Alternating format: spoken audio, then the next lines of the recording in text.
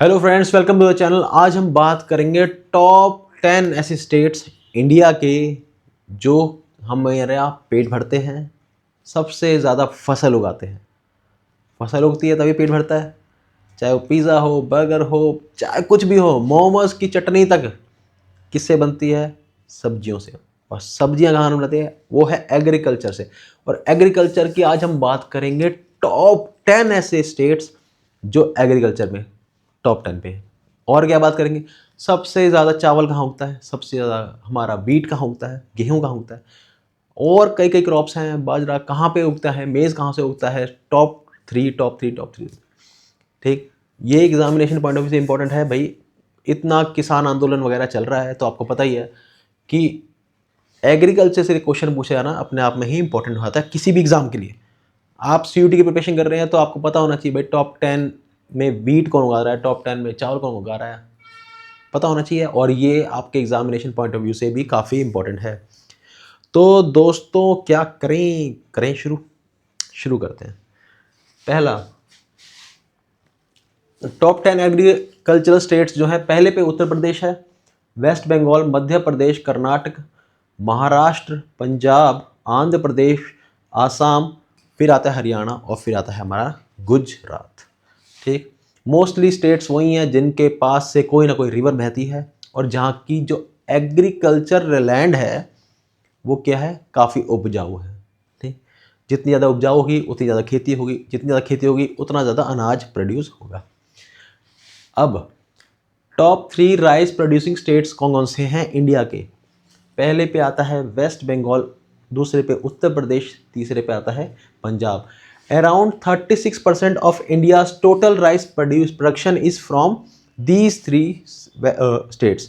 Waste Bengal contributes 13.62% of the total rice production in India. Uttar Pradesh contribute 12.81% करता है और पंजाब करता है 9.96% ऑफ द राइस प्रोडक्शन पूरे इंडिया का। ठीक, अगली बात, वीट प्रोड्यूसिंग स्टेट्स कौन से हैं सबसे ज़्यादा जो वीट प्रोड्यूस कर रहे हैं? उत्तर प्रदेश, मध्य प्रदेश और पंजाब।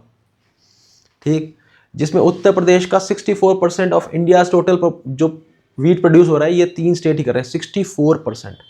ठीक, और इसमें से जो उत्तर प्रदेश कंट्रीब्यूशन है 32.4% खाली उत्तर प्रदेश ही प्रोड्यूस कर रहा है, 16.08% मध्य प्रदेश कर रहा है, 15.65% हमारा पंजाब प्रोड्यूस कर रहा है वीट, जिससे आपके ब्रेड बनते हैं, आपके घर की रोटी बनती है। ठीक, अगली बात करते हैं मेज़ प्रोड्यूसिंग स्टेट्स।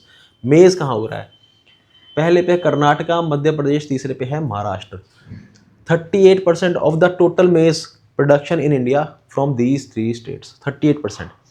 ठीक, कर्नाटका जो है हमारा कंट्रीब्यूट कर रहा है 16.45%, और हमारा जो मध्य प्रदेश कर रहा है वो है 11.37%, और हमारा महाराष्ट्र कर रहा है 10.91% of the total production of मेज इन इंडिया। अगली बात करें total food grain producing states कौन से हैं हमारे इंडिया के?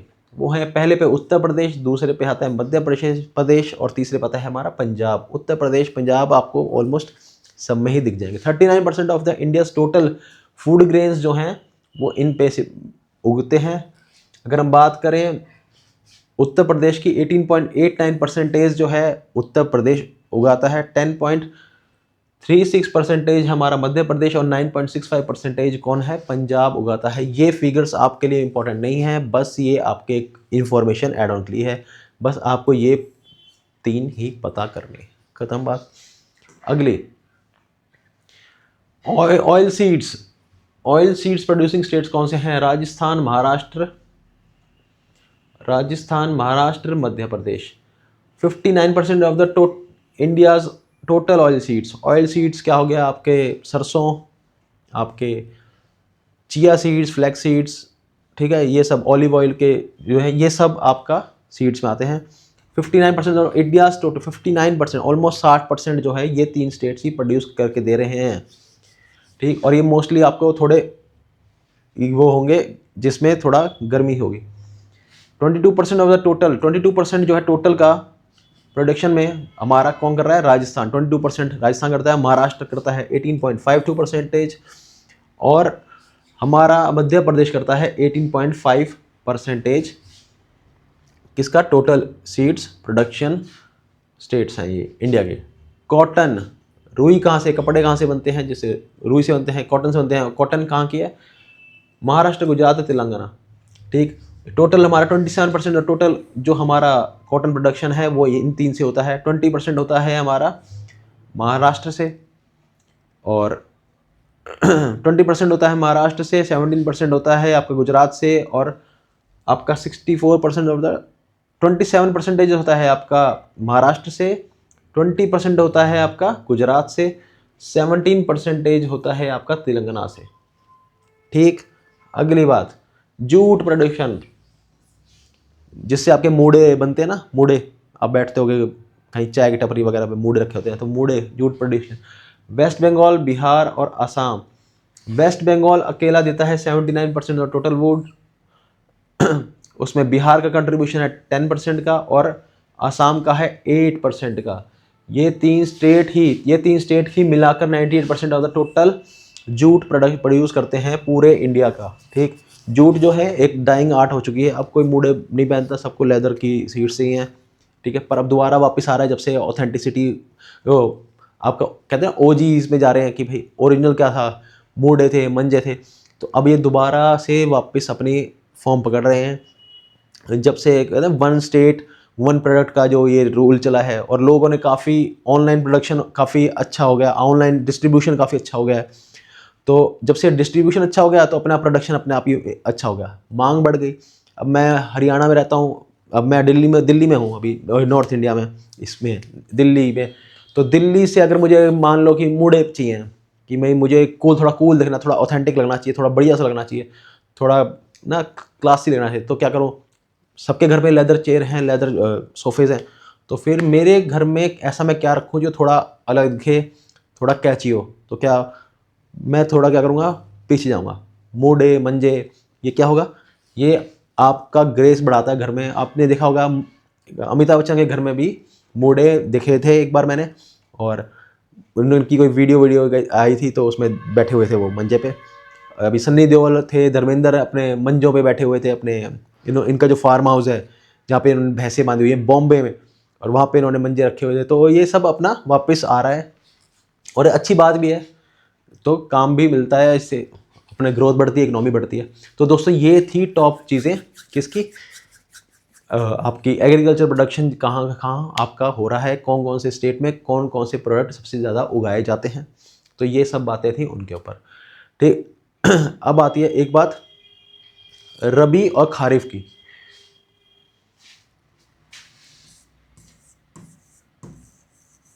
खारिफ क्रॉप और आती है रबी। खारिफ कब उगाई जाती है?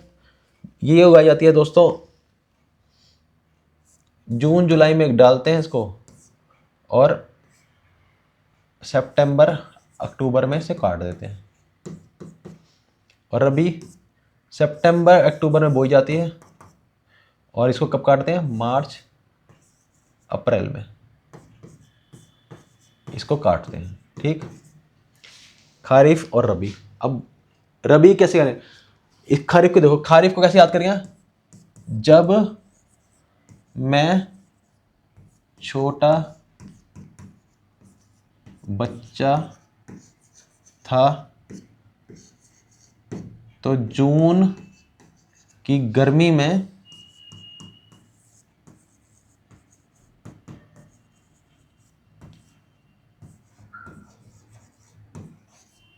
चावल खाता था। सर जब मैं छोटा बच्चा था जून की गर्मी में चावल खाता था, ये तो ठीक है, पर इससे मेरा क्या फ़ायदा है? देखो, ज्वार, मेज़, बाजरा, चावल जून की गर्मी में होता है, तो ये याद होगा कि कब बोया जाता है? जून की गर्मी में, सितंबर अक्टूबर में काटा जाता है। तो ये तो हमें याद होगा कि चावल से राइस हो गया,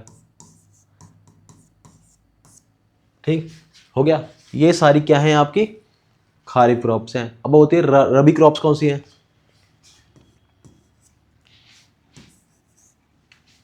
जब मैं छोटा बच्चा था ना तब तो मैं चावल खाता था, पर मेरे पापा जब छोटे थे वो क्या कहते थे, मांग वो अपने बच्चों से, अब तो हम चावल खा रहे हैं, तब और ज़्यादा बुरा हाल था, तब इतना कुछ होता नहीं था। तो वो कहते थे कि भाई मेरे को तो तब जंगल बहुत जाते हैं कि मुझे तो मटर चाहिए, और मटर से मैं पैंथर को क्या खिलाऊंगा, खाना खिलाऊंगा। तो मेरे परदादा थे, दादा थे, उन्होंने क्या कहा कि बेटा मटर नहीं खाता, वो तो इंसान को खाता है पैंथर। ठीक है ना, हो गया याद। तो मैंने क्या बोला अपने पापा को, वाह पापा मांगा भी तो, क्या मांगा, पैंथर और पीज। पीज क्या होता है, मटर होते हैं। पैंथर, पैंथर से क्या हो गया, पोटैटो।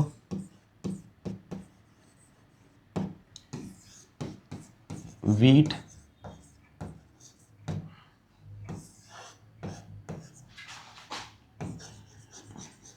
मस्टर्ड। तो ये क्या है आपकी, ये है मटर। ये क्या है आपकी, ये हैं आपकी राबी क्रॉप्स। इसके बाद एक और आती हैं, वो है आपकी जायद। और जायद में क्या होती है आपकी, जायद में दोस्तों आपकी सारी वेजिटेबल्स आ जाती हैं और आपके फ्रूट्स आ जाते हैं।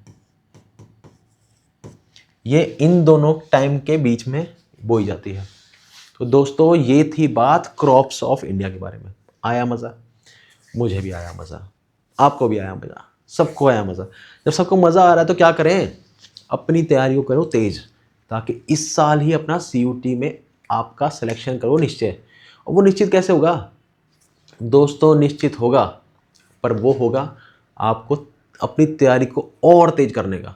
एग्जामिनेशन बस 4 से 5 महीने दूर रहा, तो अब भागना पड़ेगा। अब चलने का टाइम गया, तो अब सर भागने के लिए करें क्या, तेज बनने के लिए करें क्या।